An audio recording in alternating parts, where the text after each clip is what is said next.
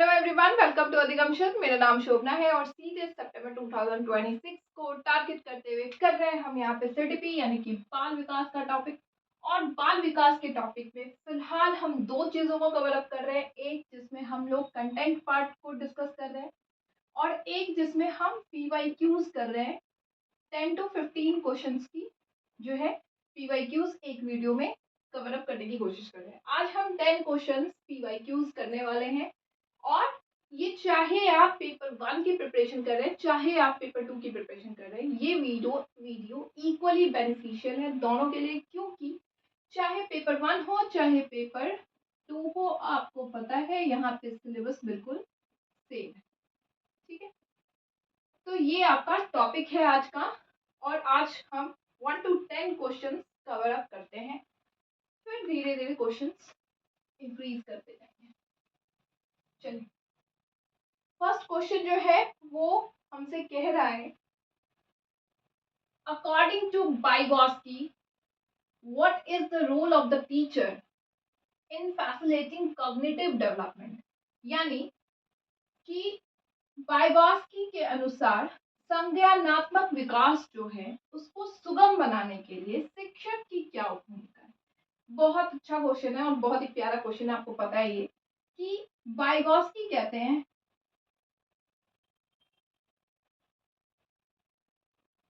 कि आप जो है बच्चे को बीइंग अ टीचर आप क्या करते हैं, आप बीइंग अ टीचर बच्चे को गाइड करते हैं, जिसको कि आप स्कैफोल्डिंग कह सकते हैं। ठीक है, आलंबन प्रदान करते हैं। ये आलंबन क्या है भाई? ये आलंबन आपका है अस्थाई मदद, अस्थाई तौर पे दिया गया मदद, टेम्पररी हेल्प। ठीक है, क्यों देते हैं? क्योंकि बच्चा जो है ना अपने संज्ञान के विकास के लिए, आपको पता है Vygotsky और जीन प्यारे दोनों मानते हैं कि बच्चे जो है बहुत पॉजिटिव हैं, बहुत क्यूरियस होते हैं अपने काम के लिए। तो यहाँ पे आप जब टीचर हैं उनको, तो उनको काम जो है उनका जो भी वो चीज़ों को कर रहे हैं, आप वहाँ पे उसको अस्थायी तौर पे मदद करते हैं। तब तक ये मदद करते हैं कि जब तक ये बच्चा उस काम को करने के लायक ना हो जाए। जैसे छोटे बच्चे होते हैं, प्राइमरी स्कूल के बच्चे होते हैं, तो जब उनको अल्फाबेट्स का बताया जाता है, तो जब उन्हें अल्फाबेट्स के बारे में बताया जाता है, तो वहाँ पे आपने देखा होगा कि टीचर जो है उनको पहले अल्फाबेट समझाते हैं, ये ए है, ये बी है, ये सी है, ये डी, इस तरह से। फिर आपने देखा होगा उनको slanting line, sleeping line, standing line, curve, इस तरह से चीज़ों को पढ़ाते हैं और फिर धीरे धीरे उनको ये बताते हैं कि ये जो है टू स्लैंटिंग लाइन से ए बनता है, 1 स्टैंडिंग लाइन, फिर 1 कर्व, फिर 2 कर्व से बी बनता है, इस तरह से बताते हैं। यहाँ पे उनको इस प्रोसेस के दौरान कई बार ट्रेसिंग दी जाती है करने के लिए। ठीक है, फिर धीरे धीरे बच्चे के संज्ञान का विकास होता है, बच्चे के मोटर स्किल्स का विकास होता है और फिर वो खुद से स्वयं लिखना स्टार्ट करता है। तो ये जो टीचर ने ये जो प्रोसेस किया था, टीचर द्वारा हुआ था, ये प्रोसेस था स्कैफोल्डिंग यानी आलंबन का। और ये जो है टेम्पररी किया जाता है, क्योंकि ये तब तक ही किया जाएगा जब तक ये बच्चा स्वयं से इस काम के करने के लायक ना हो। जब एक बार वो स्वयं से करने लग जाता है, आप ये काम स्कैफोल्डिंग का उस दौरान का जो प्रोसेस है उसको आप छोड़ देते हैं। नेक्स्ट की तरफ मूव करते हैं। चलिए, ये तो हमें पता है। अब यहाँ पे कह रहा है option to provide information and knowledge to the students. क्या आप इंफॉर्मेशन एंड नॉलेज स्टूडेंट्स को प्रोवाइड करते हो? प्रोवाइड तो हम करते हैं, बट इंफॉर्मेशन और नॉलेज जो है हमारा बेहतर तरीके से हम कैसे करते हैं, तो हम बच्चों को गाइड के थ्रू इंफॉर्मेशन देते हैं, सपोर्ट के थ्रू नॉलेज देते हैं और ये जो प्रोसेस होता है वो स्कैफोल्डिंग का कहलाता है। आलंबन के माध्यम से आप छात्र को मार्गदर्शन देने का काम करते हो और मार्गदर्शन और समर्थन करते हैं। ठीक है, ये वाला ऑप्शन हमारा राइट बनता है इसका। ठीक है, नेक्स्ट देखने की ज़्यादा ज़रूरत नहीं है। To allow the students to learn completely independently, पूरी तरीके से अगर आज़ादी छोड़ देंगे तो फिर दिक्कत है ना ये चीज़ का, कि बच्चा जो है हो सकता है उन चीज़ों तक ना पहुंच पाए जो हमारा सिखाने का है। वो कैसे ए लिख पाएगा, वो कैसे बी लिख पाएगा, तो ये चीज़ें तो फिर गड़बड़ हो जाएगी। Give them those task that students can currently do independently, सिर्फ वही काम नहीं है, बहुत सारी चीज़ें हैं उनके कॉग्निशन के विकास के लिए हम फोकस करते हैं तो हमको सिर्फ वही काम तो नहीं देना जो वो इंडिपेंडेंटली कर पाए, हमें उसको बढ़ाना है, उनके विकास कॉग्निशन को विस्तार करना होता है।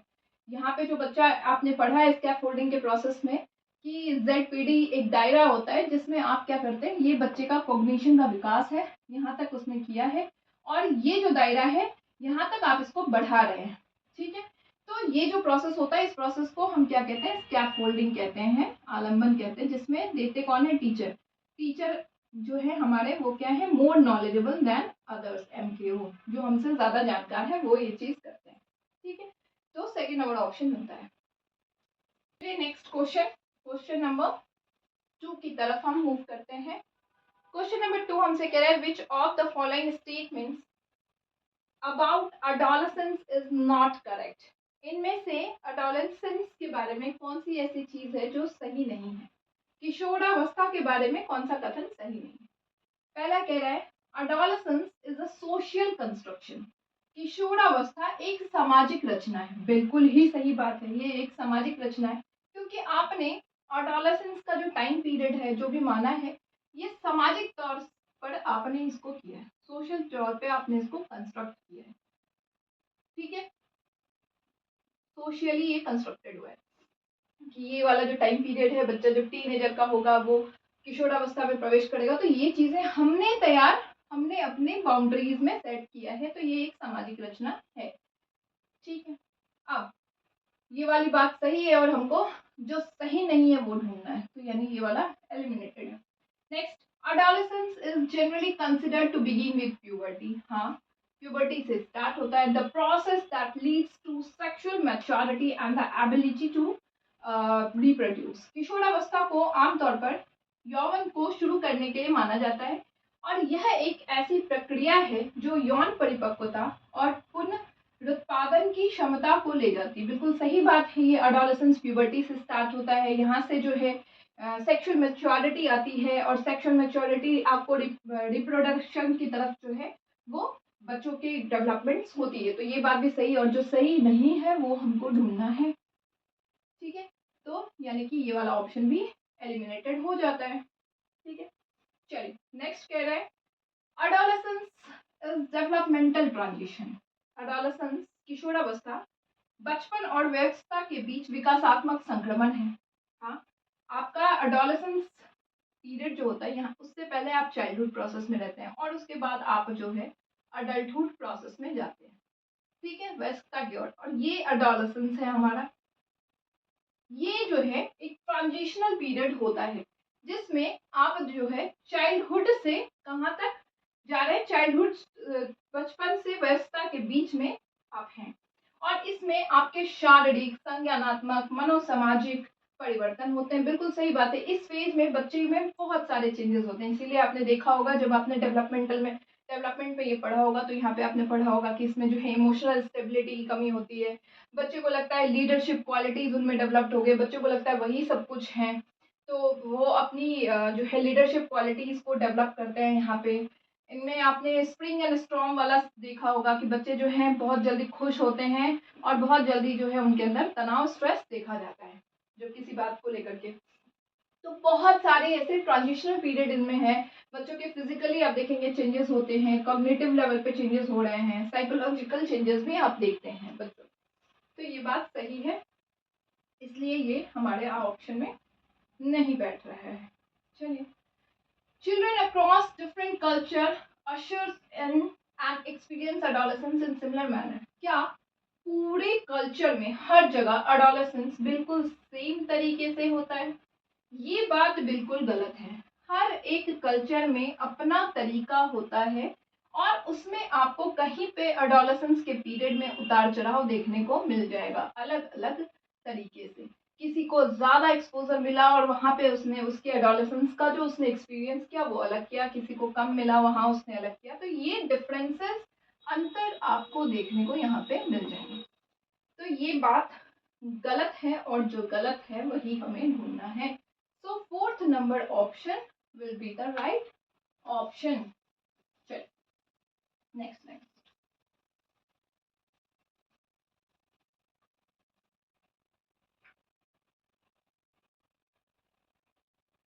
थर्ड नंबर क्वेश्चन हमसे कह रहा है सुजाता पार्टिसिपेट्स ईगरली इन डांस कंपटीशन। ठीक है, सुजाता एक नृत्य प्रतियोगिता में जो है भाग लेती है और उसको भाग लेने का कारण क्या है? Only because she is interested in winning the first prize of cash. उसको उत्सुकता इस बात से है और वो भाग उत्सुकता की वजह से ले रही है क्योंकि उसको नकद का प्रथम पुरस्कार जीतने में रुचि है। तो यह जो है किस तरह का मोटिवेशन है? बहुत ही सिंपल क्वेश्चन है। आपको पता है कि जब आपके पास एक्सटर्नल फैक्टर है यानी कि बाह्य कारक हैं तो आप यहाँ पे किस तरह से जा रहे हैं? बाहरी रूप से प्रेरित हो रहे हैं।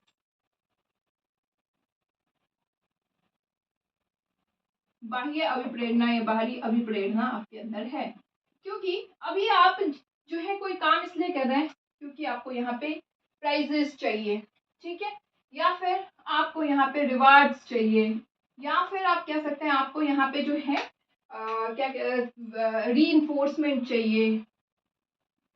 तो ये सारे एक्सटर्नल फैक्टर्स हैं जिसकी वजह से आप यहाँ पे भाग ले रहे हैं। लेकिन अगर आप किसी काम को अपने इंटरेस्ट, अपनी रुचि के लिए कर रहे हैं, अपने आप को सुधार के लिए कर रहे हैं, पूर्ण रूप से अगर मैं बोलूं पूरी तरीके से, तो आप जब किसी काम को अपने प्लेजर के लिए, अपने आनंद के लिए, अपनी खुशी के लिए, अपने आप को सुधारने के लिए कर रहे हैं तो वो इंट्रिंसिक मोटिवेशन कहलाता है। ठीक है, यहाँ पे ये एक्सट्रिंसिक मोटिवेशन बाह्य रूप से प्रेरित का ऑप्शन है।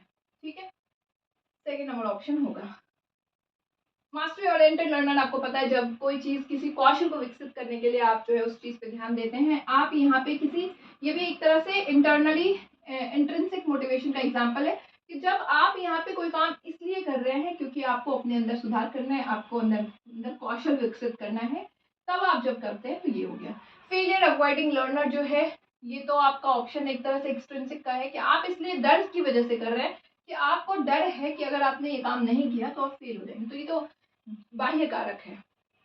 तो सेकेंड नंबर ऑप्शन जो है यहाँ पे फिट बैठ रहा है। चलिए fourth, in order to address the individual differences among learner, यानी शिक्षार्थियों के बीच व्यक्तिगत भिन्नताओं को संबोधित करने के लिए एक शिक्षक को क्या करना चाहिए? इनमें से इंडिविजुअल डिफरेंसेस के बारे में बखूबी आप जानते हैं कि इंडिविजुअल डिफरेंसेस हैं जहाँ पे सभी तरह के बच्चे जो हैं वो समान रूप से आपके स्कूल में आते हैं, आपके क्लासरूम में आते हैं, हर तरह के बैकग्राउंड, हर तरह के कल्चर, हर तरह के फिजिकल मेंटल तौर पे बच्चे जो हैं यहाँ पे होंगे और सभी समान रूप से पढ़ रहे हैं। अब एक टीचर को यहाँ पे क्या करना है? मतभेदों को असामान्य और एक प्रकार की कमी के रूप में स्वीकार करना चाहिए। क्या आपने यहाँ पे जो इंडिविजुअल डिफरेंसेस में जो बच्चे हैं जिनका कॉग्निशन लेवल का विकास थोड़ा कम हुआ है उसको आप कमी के तौर पे मान रहे हैं? फिर तो आप क्यों बुला रहे हैं? फिर तो मत बुलाइए उन बच्चों को, क्योंकि जब आप उनके अंदर कमियां ही निकालने के लिए बैठे हैं तो फिर तो बच्चे का ऑलरेडी सेल्फ जो उनका है कॉन्फिडेंस वो तो लो और होता जाएगा आपकी वजह से, तो ये तो मतलब ही नहीं है। Be indifferent towards individual differences, व्यक्तिगत भिन्नताओं को नजरअंदाज कर देना चाहिए कि मतलब भाई हमें क्या लेना देना, अलग हो तो हो, हमें क्या है, हम तो एक बार पढ़ाएंगे, तुमको समझ आया तो ठीक है, नहीं समझ आया तो भी मुझे कोई फर्क नहीं पड़ता है। तो वो तो फिर कोई मतलब नहीं है ना, बच्चे आएंगे ही नहीं वो। थर्ड है consider differences as obvious features of human diversity, भिन्नताओं को मानव विविधता की प्रत्यक्ष विशेषता के रूप में मानना चाहिए। बिल्कुल सही बात है। जब आप इस तरह से मानते हैं कि हर एक बच्चा सामान्य नहीं है पर फिर भी मेरे क्लासरूम में है और मुझे हर बच्चे को उस तरीके से पढ़ाना है जिससे कि सब एक साथ चल पाए, तो जब आपने उसको इस तरह से माना, सबको सम्मान करते हुए चले हैं, तो यही आपका जो है इंडिविजुअल डिफरेंसेस इंक्लूसिविटी का मकसद है और यहाँ पे आप बेहतरीन कार्य कर रहे हैं बीइंग अ शिक्षक। ठीक है, फोर्थ ऑप्शन कह रहा है इम्प्लीमेंट रिजिड एंड यूनिफॉर्म। देखिए rigid and uniform inclusive education में जब आप करते हैं तो करना ही नहीं है, शिक्षार्थियों के लिए अनन्य और सामान्य पाठ्यक्रम है, बिल्कुल नहीं।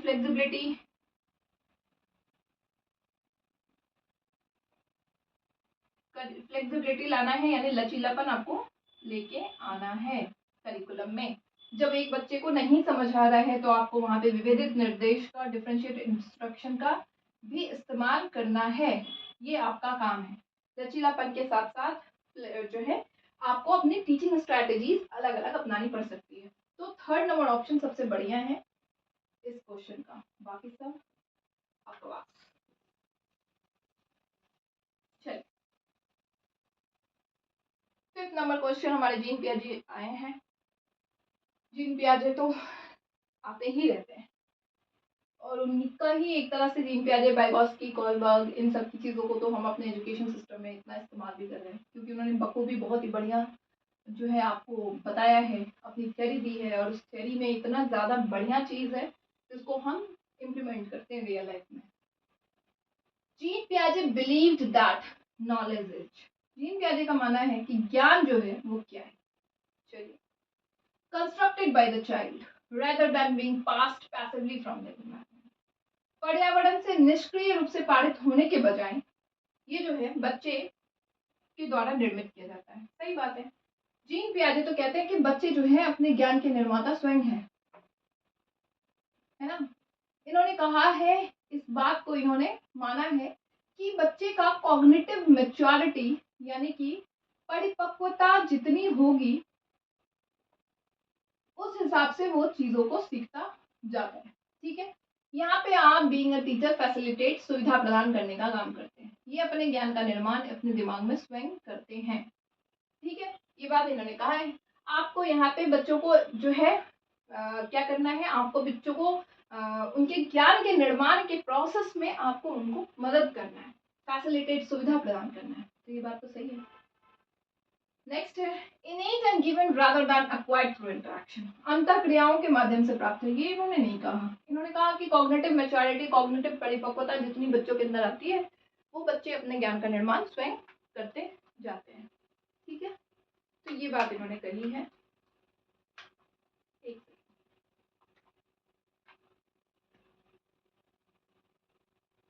नेक्स्ट है ये constructed in interaction with more knowledgeable than others, अधिक जानकारी अन्य लोगों। देखिए एमकेओ की बात, स्कैफोल्डिंग की बात,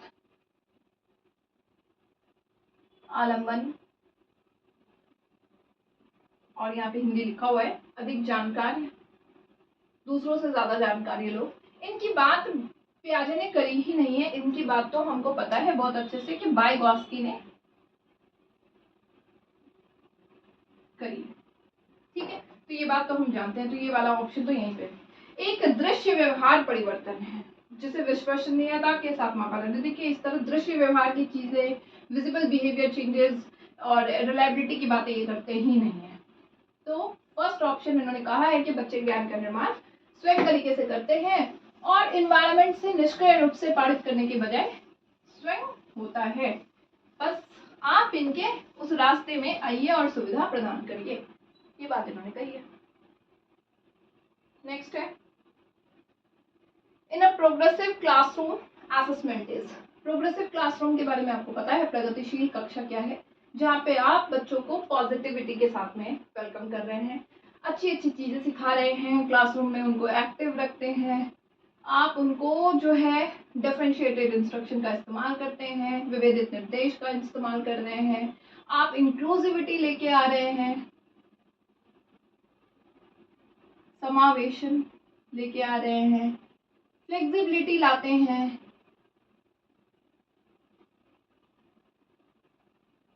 और हर किसी का सम्मान करते हैं, यानी कि इक्वली ट्रीट करते हैं। ये बहुत सारी और भी बातें हैं।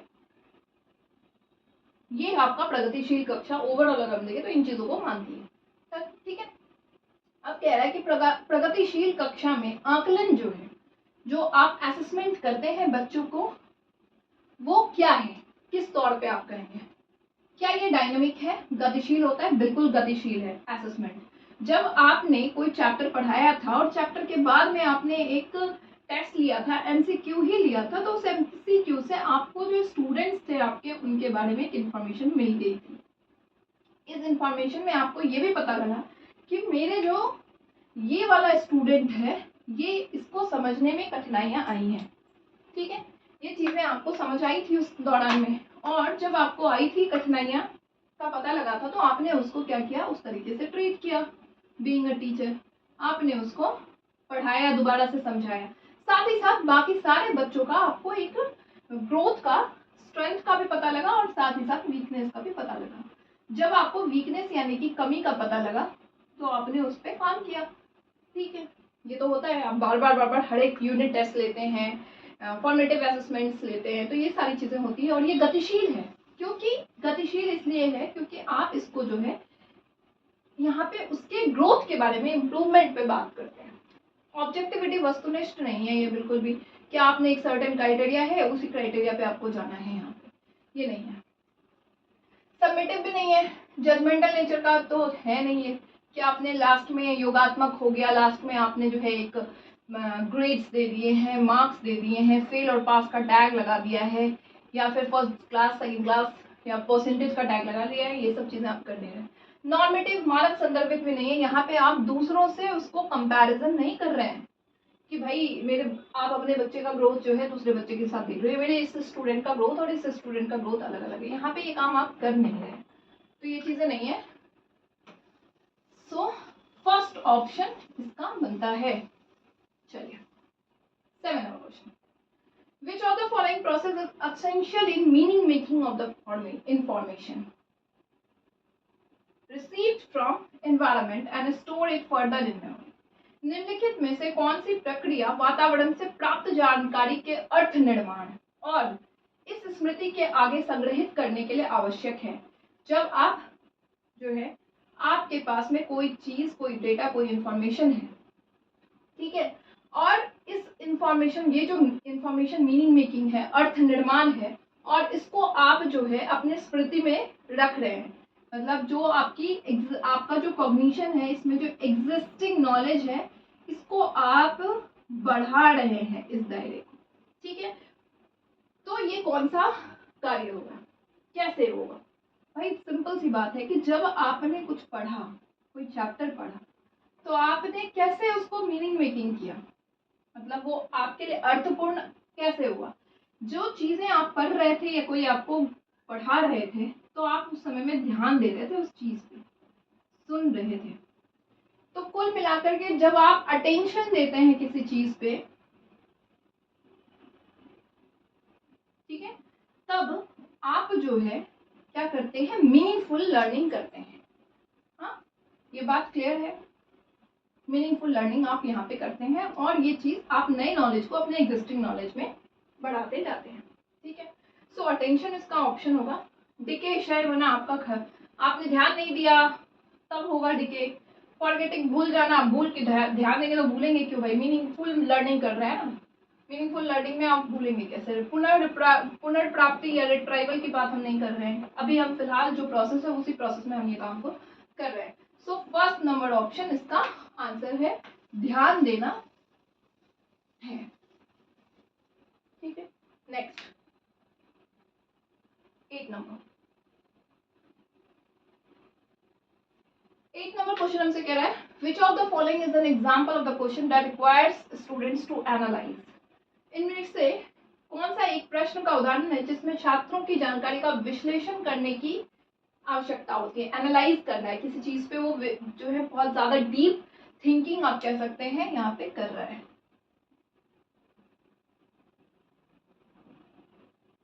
ठीक है, कौन सा इसमें से होगा? तो देखिए, जब डीप थिंकिंग आप करते हैं किसी चीज पे, सोचते हैं किसी चीज का, तो इससे जो क्वेश्चंस होते हैं ना, वो आपके ओपन एंडेड होते हैं, जिसमें आप अपना दिमाग खुद से लगा सकते हैं। ये क्वेश्चन का दायरा बहुत बड़ा होता है, इसमें आपका अपना कॉग्निशन होता है, आपकी अपनी समझ होती है, आपका अपना दिमाग चलता है। तो बेसिकली हमको इन ऑप्शंस में से ओपन एंडेड क्वेश्चन ढूंढना है। What is the plot of the novel To Kill a Mockingbird? तो ये तो भाई कह रहा है कि मॉकिंग बर्ड के उपन्यास का कथानक क्या है। ये तो क्लोज एंडेड क्वेश्चन हो गया, ओपन एंडेड तो वही नहीं, बिल्कुल ही क्लोज्ड है। आपको उसका कथानक के बारे में बताना है, प्लॉट बताना है, हो गया काम खत्म, ठीक है ना। तो ये होगा नहीं। व्हाट इज द थीम, अब यहाँ पे थीम की बात कर रहा है कि विषय क्या है, वो भी आपका क्लोज एंडेड क्वेश्चन हो गया कि आपने इसमें थीम बताया कि भाई ये इस क्वेश्चन का, इस चैप्टर का ये वाला थीम है नॉवल का, तो वो भी नहीं हो गया। अब इसमें नायक पूछ रहा है 4th नंबर क्वेश्चन में कि what is the protagonist of this To Kill a Mockingbird, तो ये भी नहीं हो गया। 3rd नंबर ऑप्शन कह रहा है how does the author use symbolism in this, मतलब एक लेखक प्रतीकवाद का उपयोग इसमें कैसे कर रहा है। अब ये एक तरह से ओपन एंडेड क्वेश्चन है। कैसे है भाई, अब इसमें आप अपना दिमाग लगाएंगे, आप इसको थिंकिंग करेंगे, ठीक है। आप कह सकते हैं आप इसमें सेल्फ रिफ्लेक्शन करेंगे, अपनी चीज़ों को, अपने विचार को रिफ्लेक्ट करेंगे, सोचेंगे, पुनः पुनः पुनः सोचेंगे, फिर आप एक नतीजे पे आएंगे। और यहाँ पे हर बच्चे का अपना जो आंसर होगा वो रचनात्मक होगा, क्रिएटिविटी से भरा पड़ा होगा। तो ये हो गया 3rd नंबर ऑप्शन, ठीक है। क्लियर है, कितने क्वेश्चन हो गए, 8 क्वेश्चन हो गए।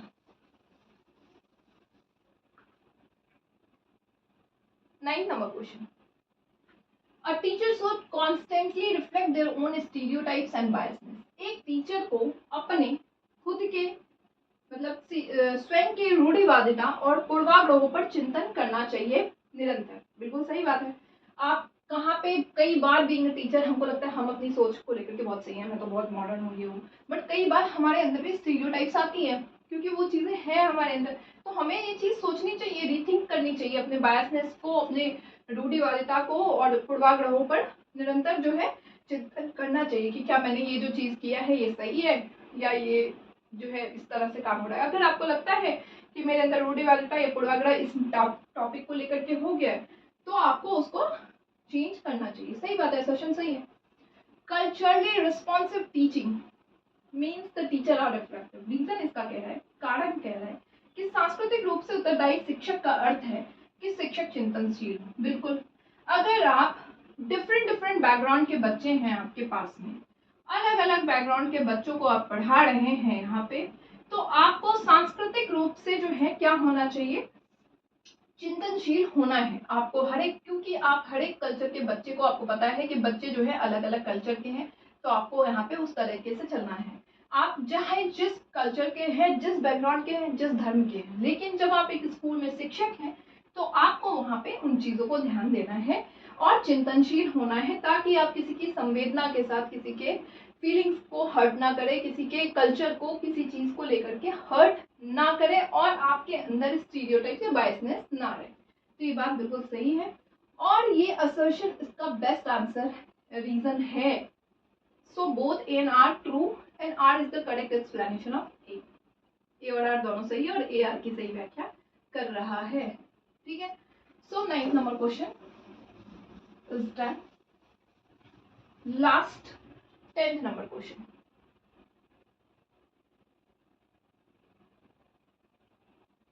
टेंथ नंबर क्वेश्चन में हमारे आए हैं कोहलबर्ग थ्योरी। कोहल जी नहीं, कैरल गिल्गन आई है हमारे पास, और कैरल गिल्गन जब भी आती हैं तो कोहलबर्ग जी को लेके ही आती हैं क्योंकि उनका क्रिटिक ही उनका फेमस है। The central argument of Carol Gilligan critique of Kohlberg's theory of modal development is around। Kohlberg के नैतिक विकास के सिद्धांत की कैरोल गिलिगन जो है वो आलोचना करती हैं और उनका केंद्रीय तर्क क्या है। तो पता है आपको सबसे पहले कोहलबर्ग के मॉडल डेवलपमेंट थ्योरी के बारे में कि उन्होंने 3 लेवल्स में बांटा था मोडालिटी को और हर एक लेवल में उन्होंने स्टेजेस दिए थे। तो कुल मिलाकर के आपके यहाँ पे 6 स्टेजेस में बात हुई थी, बनी थी, ठीक है। ये चीज आपने कई बार पढ़ रखा है। उन्होंने फर्स्ट स्टेजेस आपका प्री कन्वेंशनल था, फिर कन्वेंशनल था, फिर आपका पोस्ट कन्वेंशनल था, ठीक है। ये हर एक स्टेज में, प्री कन्वेंशनल स्टेज में उन्होंने कहा था कि बच्चों की मोडालिटी यहाँ पे 0 होती है, इसलिए बच्चों को यहाँ पे सही और गलत का पता नहीं होता है और यहाँ पे बच्चे इसलिए करते हैं क्योंकि उनको पनिशमेंट से बचना है। दूसरी चीजें उनको दूसरों से स्वयं का फायदा देखते हैं और इसलिए वो काम करते हैं कोई चीज। तो ये चीज़ उन्होंने कही थी। धीरे धीरे कन्वेंशनल परंपरागत और बाद के परंपरागत में आपने देखा कि मोडालिटी काफ़ी, यहाँ पे तो बहुत ही हाई लेवल की मोडालिटी आपको देखने को मिली और इसमें भी मोडालिटी हो जाती है। यहाँ पे बच्चा सोसाइटी से में अपने आप को अच्छा बनाने के लिए काम कर रहा है। फिर आपने यहाँ पे देखा रूल्स और रूल्स के बच्चे को ये समझ आता है जो रूल्स को हमें ब्रेक डाउन नहीं करना है, ठीक है, चाहे कुछ भी हो जाए। एक मॉनिटर को बना दीजिए और आप बोल दीजिए कि भाई बात नहीं करना है, करने देना है, वो रूल्स को बहुत ही ज़्यादा रिस्पॉन्सिबिलिटी यहाँ पे फॉलो करेगा। फिर पोस्ट कन्वेंशनल लेवल में लोगों की मोडालिटी ज़्यादा बढ़ जाती है और वो यहाँ से विकसित कर जाते हैं और वो ये बोलते हैं कि भाई रूल्स हमारे लिए ही तो बना है, हमसे बढ़ के थोड़ी है, अगर हमें ज़रूरत पड़ेगी तो हम रूल्स को ब्रेक करेंगे। और यहीं पे आप देखते हैं कि कई बार आप प्रोटेस्ट देखते हैं किसी चीज़ को, जैसे अभी चल रहा है हमारा, तो जहाँ हमें लगता है कि हमारा मानव अधिकार जो है, ह्यूमन राइट्स जो है वो जो है डिस्टर्ब हो रहा है, खतरे में है, तो हम वहाँ पे उस चीज़ को लेकर के बात करते हैं। ट्रैफिक रूल्स को हम यहाँ पे फॉलो कर रहे हैं 4th स्टेज में किसी भी हाल में, लेकिन हमने फिर यहाँ पे ये भी फ्लेक्सिबिलिटी लेके आए कि एक एम्बुलेंस अगर जा रही है और ट्रैफिक रूल्स को ब्रेक कर रही है तो ज़रूर उसके साथ किसी का जान इंपॉर्टेंट है और जान से मानव हित से बढ़ के कुछ है नहीं। 6th स्टेजेस तो खाए भाई हाईएस्ट लेवल है यहाँ पे। इस लेवल पे तो बात की जाती है कि भाई अपने देश को अपने ऊपर रखो, अपने आप को आप जो है जान निछावर कर दीजिए। जैसे आज़ादी की लड़ाई थी, बहुत सारे लोग शहीद हो गए, तो ये 6th लेवल है। खैर, ये तो कोहलबर्ग की थ्योरी है। कोहलबर्ग की थ्योरी का क्रिटिक क्या है, आलोचना क्या है कि सैंपल जो उन्होंने रखा था वो सिर्फ और सिर्फ मेल को रखा था और एक ही कल्चर में उन्होंने बात करी, संस्कृति उनकी सेम थी। ये आलोचनाएं हैं और ये आलोचना उनकी खुद की शिष्य ने करी थी और उन्होंने कहा था कि भाई अगर आप फीमेल को भी यहाँ पे रखते तो बात अलग होती, देखभाल और नैतिकता नारीवादी दृष्टिकोण से थोड़ी अलग हो जाती है। आपने सिर्फ मेल को रखा है, लेकिन एक मेल और एक फीमेल का सोचने का तरीका अलग अलग होता है, और ये बात सही है। तो ये तो है। अब नेक्स्ट क्या है, overestimation of children's moral ability. बच्चों की नैतिक क्षमताओं को अधिक आंकलन, बिल्कुल भी नहीं, ये सब बात नहीं हुई थी। मोरालिटी के बारे में तो सही थी चीज़ें। यूजर एक्सपेरिमेंटल डिजाइन, ऐसा शोध में उन्होंने कोई भी प्रायोगिक प्रणाली का इस्तेमाल नहीं किया था। उन्होंने तो सैंपल लिया था और कुछ मेल को लेकर के लेके आए और उनके पास एक हाइंस डायलेमा जो है उस पर बात करी थी उन्होंने, तो वो तो बात नहीं। स्कूल जाने वाले बच्चों के लिए अध्ययन के शैक्षिक नियम, educational implication of the study for school going children, ऐसी कोई बात नहीं हुई थी। सिर्फ और सिर्फ 2 चीज़ें ज़्यादा फोकस आलोचना में आई थी कि संस्कृति को अलग अलग, संस्कृति में बात अलग अलग होती है, और मेल और फीमेल वाली बात थी जो उन्होंने मेल को ही रखा था। तो ये चीज़ थी यहाँ पे, फर्स्ट ऑप्शन इसका बनता है। So this is all for today. Video अगर अच्छी लगती है तो चैनल को लाइक शेयर एंड सब्सक्राइब जरूर से करिएगा। मिलते हैं नेक्स्ट सेशन में नेक्स्ट वीडियोस के साथ में, तब तक के लिए बाय बाय, टेक केयर।